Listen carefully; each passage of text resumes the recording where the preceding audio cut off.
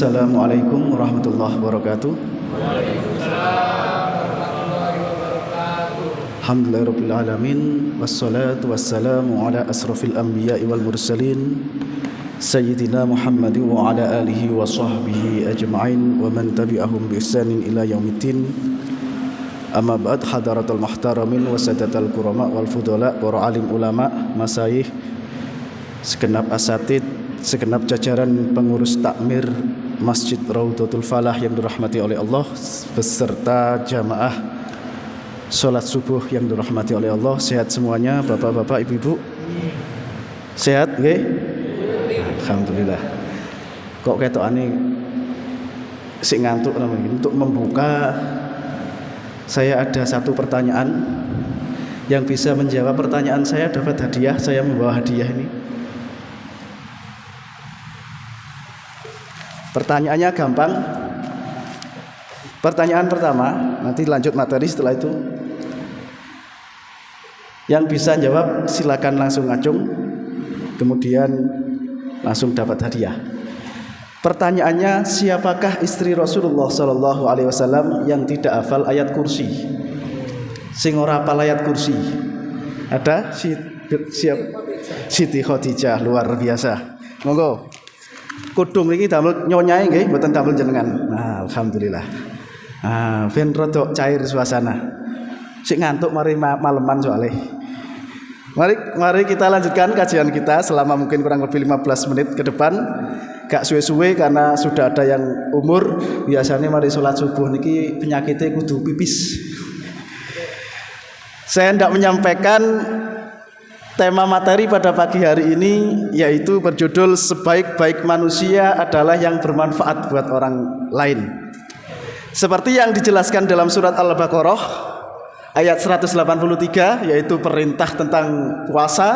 Jamaah sekalian, tujuan dari puasa adalah melahirkan pribadi yang muttaqin atau bertakwa, la'allakum tattaqun di situ. Nah, di situ orang yang bertakwa itu pasti pribadinya. Ini pasti. Hablum minallahnya bagus, hablum minal alamnya pun, atau hablum minan nasnya pun juga bagus. Jadi hubungan horizontal dan hubungan vertikalnya bagus. Kalau hubungan hablum minallah jelas itu pasti bagus. Tapi kadangkala ada yang mereka wis poso, getu, kemudian ternyata gagal di masyarakat dalam hubungan bermasyarakat. Maka saya mengambil hadis singkat di dalam kitab Fil Ausat karangan Imam Tabrani. Hadisnya berbunyi begini, wa fi riwayatin min hadisin Ibnu Umar radhiyallahu anhuma, anna rajulan jaa ila Rasulillah sallallahu alaihi wasallam faqala. Datang seorang laki-laki menghadap kepada Rasulullah sallallahu alaihi wasallam. Kemudian bertanya, "Ya Rasulullah, ya Rasulullah, hei Rasulullah, ayun nas ahabbu ilallah." Ya Rasul, siapa orang yang paling dicintai oleh Allah? Tanya laki-laki tersebut. Kemudian dijawab oleh Rasulullah, ahabbun nas ilallah anfa'uhum linnas. Orang yang paling dicintai Allah itu ternyata yang anfa' linnas, bermanfaat. Jadi eman kalau kita ini, usia kita ini, entah waktu kita, pikiran kita, tenaga kita, harta benda kita, power atau mungkin jabatan kita, itu tidak bermanfaat buat orang lain. Saende-endee jamaah sekalian, dungo itu harus bermanfaat, minimal doakan orang lain. Ngoten. Inti dari ajaran agama kita, inti dari ajaran yang agama kita yang kita cintai ini jamaah sekalian, yang pertama adalah yandurun nas bi ainir rahmah. Memandang orang lain dengan kacamata kasih sayang. Ini kadang-kadang gagal kita. Melihat anak-anak remaja yang terlibat copet atau gangster, atau mungkin dia pelaku maksiat, peminum minuman keras, narkoba, bencilah perbuatannya, jangan manusianya. Kenapa? Kalau perbuatannya selamanya maksiat, perbuatannya selamanya zalim, tapi manusianya bisa berubah. Siapa yang tidak kenal Iyad bin Fudel zaman masa remaja? iku lek ngerampok ning padang pasir ijen sendirian tatak, bahkan tidak segan-segan menebas leher mereka yang dirampok. Begitu klik iman masuk ke dalam dadanya, dalam jangka 3 tahun sudah menjadi seorang penghafal Al-Quran, seorang mufassir dan lain sebagainya. Loh, manusianya masih bisa berubah. Maka ketika ada orang bermaksiat, benci saja perbuatannya, jangan orangnya. Niki abot, terutama ibu-ibu. Berat sekali. Butuh perjuangan dan latihan. Yang kedua, inti dari ajaran agama kita adalah anfa' linnas. Makanya Kiai Haji Sahal Mahfud, seorang Rois Am PBNU, dulu sebelum Kiai Haji Mustafa Bisri itu pernah berkata demikian dalam salah satu bukunya. Dadi wong apik iku gampang jamaah, ketimbang dadi wong manfaat. Kenapa?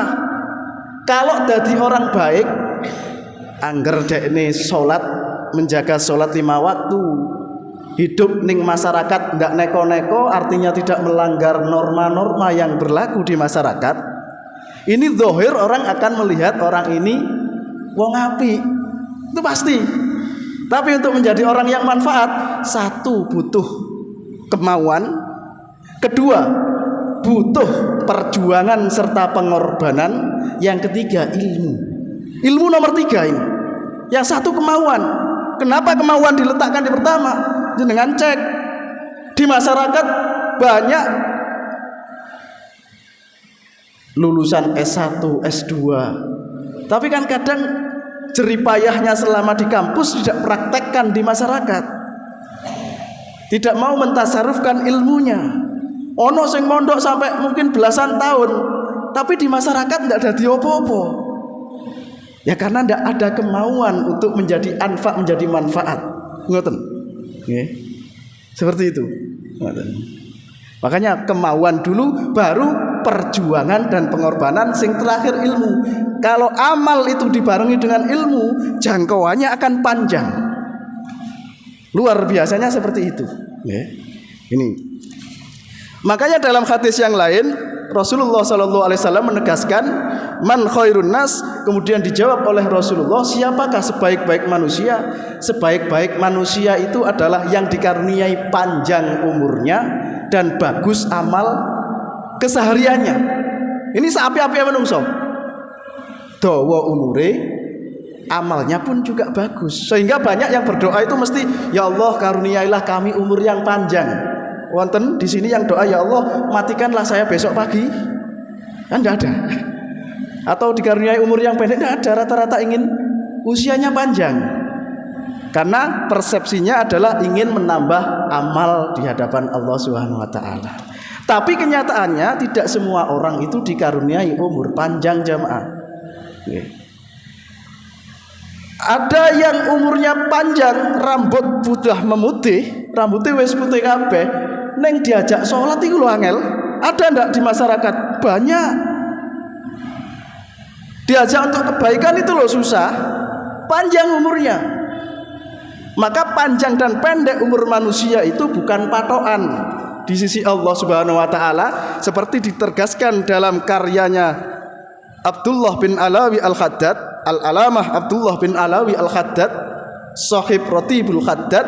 Beliau mengendikan wa khairul umur barakatuhu wa taufiqu filil a'malis shalihat. Sebaik-baiknya umur, sebaik-baiknya umure menungso niku yang dikaruniai keberkahan dan untuk menjemput atau nglakoni amal-amal sing apik, itu sebaik-baik manusia. Jadi panjang pendek umure menungso iku bukan patokan, ngoten. Ada yang umurnya pendek tapi melahirkan karya yang luar biasa. Contoh Imam Nawawi Ad-Dimashqi.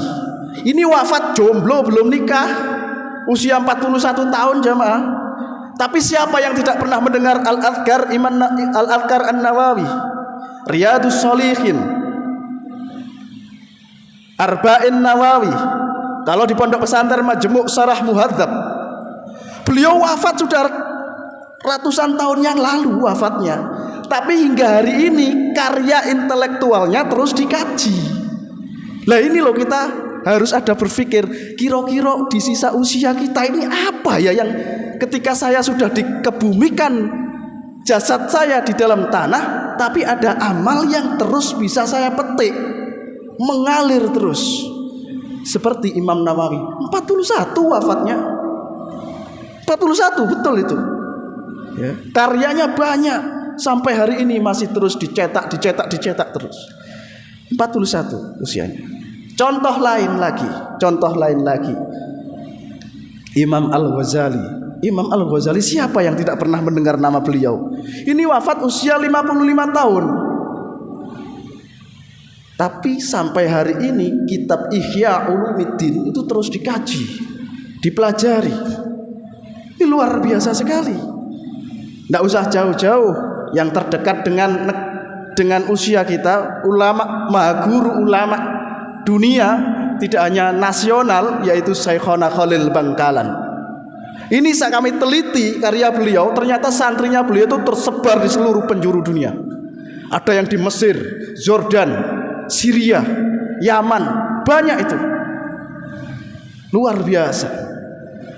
Ini gurunya Hadratus Syekh Hasyim Asy'ari. Ini gurunya Kiai Haji Ahmad Dahlan, pendiri Muhammadiyah. Ini benteng pertahanan negara kita itu tinggal 2 ini. Ini melahirkan ulama dan kiai ustadz berapa? Bayangkan saya begitu nikmatnya jadi Syekhona Khalil Bangkalan. Tidur sewaktu-waktu, tidur di dalam alam kubur, ya, wafat di alam kubur, mendapatkan barokah futuh dari jeripayah tasarruf ilmu kepada santri-santrinya. Saya tahun kemarin dolan ke Lirboyo. Pendiri Lirboyo itu Mbah Manap Abdul Karim. Itu santrinya Syekhona Khalil Bangkalan. Jumlah santrinya sekarang 42.000. Itu setiap hari mengkaji kitab ilmu yang dulu juga diajarkan oleh Syekhona Khalil kepada Mbah Manap Abdul Karim. Maka futuhnya santri segitu banyaknya terkirim juga kepada Syekhona Khalil Bangkalan. Inilah saudaraku sekalian, jamaah yang dirahmati oleh Allah. Artinya di sini kita ini di usia-usia kita ini, di sisa-sisa umur ini, ayo kita mau berpikir sekiranya amal apa yang bisa bermanfaat meskipun kita sudah meninggal. Ada contoh amaliyah meskipun itu orangnya sudah wafat tapi pahalanya terus mengalir. Ini ada dalam kitab Syu'abul Iman Imam Al-Baihaqi. Tidak panjang lebar, saya ringkas saja.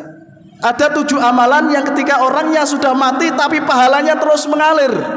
Apa itu? Yang pertama, man 'allama ilman, mengajarkan ilmu. Wasiyotoh ngulang alif ba ta, jangan diremehkan itu. Luar biasa ganjaran nih. Itu pondasi. Itu tertinggi. Yang kedua, au ajronahron, mengalirkan sungai. Ning Surabaya gak mungkin kalau mengalirkan sungai, wis padet kayak gini. Minimal kalau ada tahu tek, bakso lewat depan rumah kita, dodolan, njupuk banyu sak timbo ae aja diuring-uring ngoten. Ya. Itu pahala. Afdhalus shadaqah bil ma.